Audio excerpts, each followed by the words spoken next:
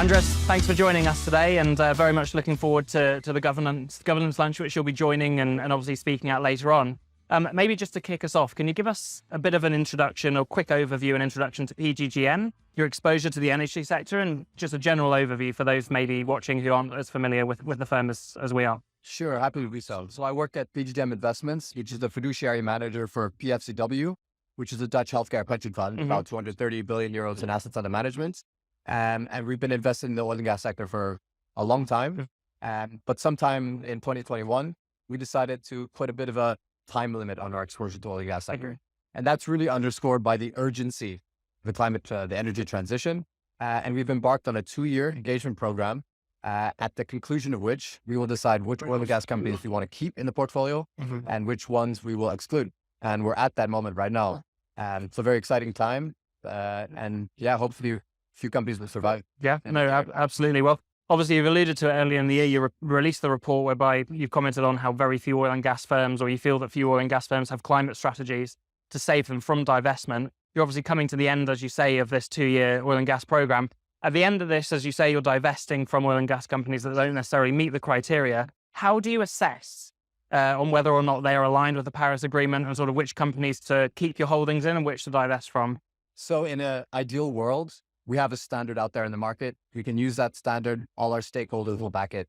Unfortunately, we don't think any standard in the market right now is fit for purpose for our program. And that's really because there's a difference between global alignment with 1.5 and company level alignment. And too often we focus on what is required for a company to look like it's Paris aligned versus what actually helps the world.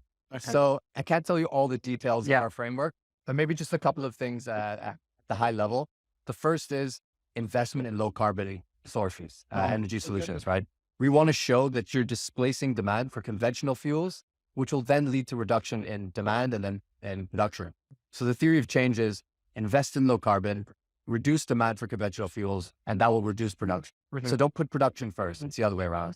That's sort of the core of our thesis. Okay, no, it's really interesting. And I mean, again, you've started sort of to allude to it there, but what do oil and gas companies need to do? And I think that's a big question for everybody here at the conference today. It's a case of, I don't think there's any doubt about the role that oil and gas has to play as a source of energy for years to come. We can't hide from that fact. But I think there's a responsibility now on the oil and gas sector to demonstrate to investors what they're doing, as you say, to, I guess, restore that confidence and actually say, this is how we're responding to your concerns. This is how we're future-proofing our businesses. And this is how we're trying to align our business model and our strategy of the 1.5 degree pathway. I mean, what do oil and gas companies need to do from a reporting perspective to make it easy for investors like yourselves to pick out the top quartile performers from the rest? Yeah. So maybe just to flesh it out a bit more, let's not fixate on alignment so much, but enablement. What can you do to enable 1.5 to happen, right? So for low carbon sources, I mentioned that's central to our approach. You need to show us going to 2025 to 2030, you're allocating the capital to these low carbon sources, but not just any, right? I think it's very, very understandable that you want to allocate to the ones that you have comparative advantage in. So, color the detail. You're investing capital by a certain amount by 25, by 2030. What areas, what potential do you see in these low carbon sources?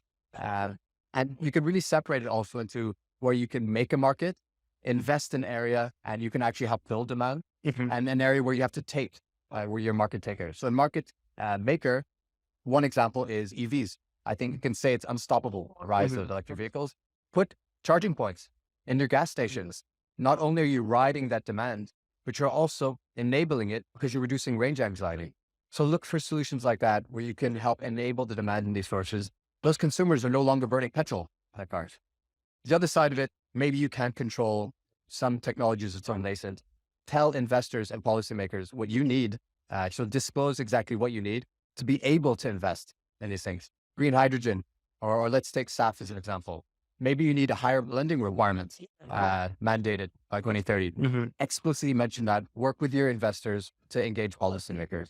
Those are sort of the two prongs of our approach. Okay, no, it's really good. And I think another thing I wanted to touch on was the effectiveness of divestment as an approach to decarbonization. I mean, we've had people like Ben Colton at State Street on here before. He speaks very eloquently about the unintended consequences sometimes of divestment strategies and not taking a nuanced approach towards engagement. If we're saying the end goal is to measure the impact that you're able to have on a global decline in emissions, let's say by 2030, then many would argue you're not helping the situation by divesting your carbon intensive assets to private operator or sort of investors and operators who maybe don't care about these issues as much as public asset managers do, and you have to sort of include this in their fiduciary duties. So how do you identify what stock to divest, who to divest from versus who to keep? What are the pros and the cons of divestment, essentially?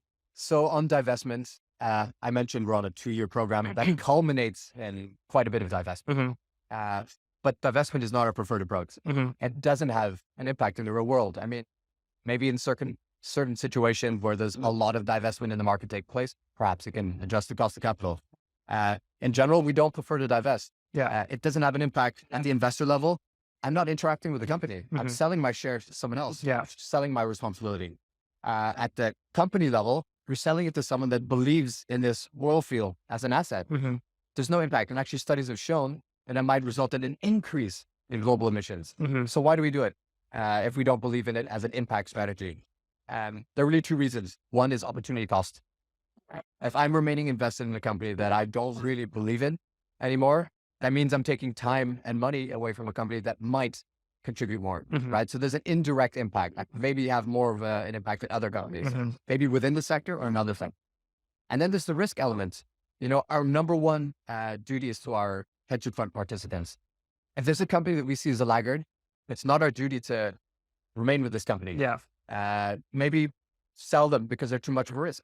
So no direct impact, maybe there's an indirect one, and then risk is foremost. Okay. That's very interesting. And I think before that question, you alluded to corporate lobbying, the importance of alliance, or telling policymakers what you need to make you or certain initiatives investable. I mean, how can oil and gas management teams align corporate lobbying goals with their science-based emissions targets and develop partnerships capable of delivering the regulatory environment required to achieve their transition plans? I think one thing we can point to is the global standard on responsible climate lobbying, I believe it's called. Great standard for disclosure. You have influence map as a source to sort of indicate where there's certain contradiction. Overall, the question to be answered, are you helping or hindering with your advocacy? How so? And the big thing that comes up often is, are there contradictions? On the one hand, you say this, on the other, it comes out that you're lobbying in this regard. So look at the standard, but overall, there needs to be coherence in your approach. And I think there are 2 areas we need to work on. It's the scope of disclosure. So there's often in the EU, for example, you have to disclose the lobbying you're doing, but in other areas, it's not legally mandated. And often you find that's the black hole of disclosure, especially where future production is taking place. Companies are lobbying, not disclosing it. The scope of disclosure needs to improve. And then you need to explain, how is your lobbying helping the transition, that qualitative layer on top.